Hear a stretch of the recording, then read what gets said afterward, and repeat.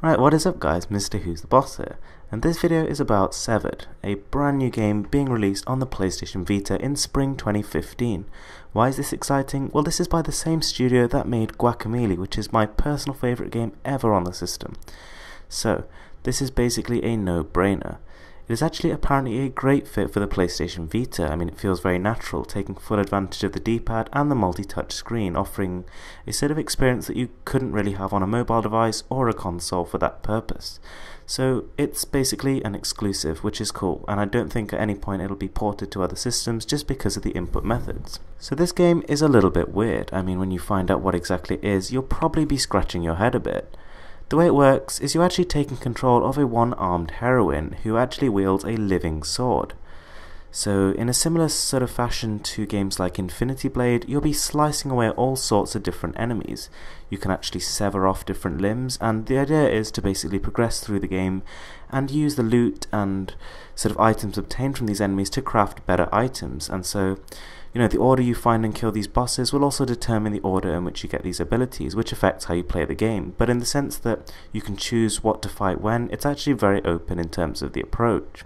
Now, one of the key mechanics, like I said, is severing, the ability to force enemies into a vulnerable state and just cut off their body parts. So there's only a limited amount of time in which you can choose and accurately cut the parts off, but these parts are used to improve the gaming experience and further your progress in it. Severed also claims to offer a dynamic open world, so this will not be in the form of a 3D rendered environment, but you can think maybe Rayman, but perhaps slightly less time constrained. So there'll be plenty of puzzles, hazards, and all sorts of things that you will have to step back and think about.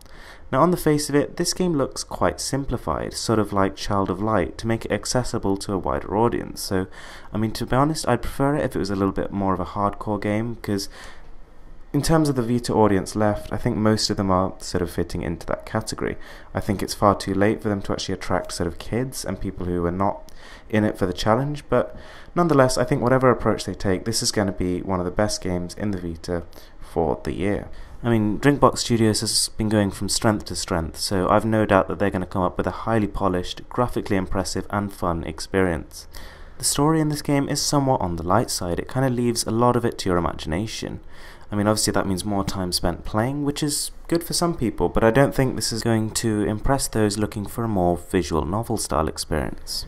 Nonetheless, this game looks incredible. It runs at 60 frames per second, is seriously colourful on that punchy OLED display, and has full trophy support, so there will be a platinum as well. So yeah, it's really exciting.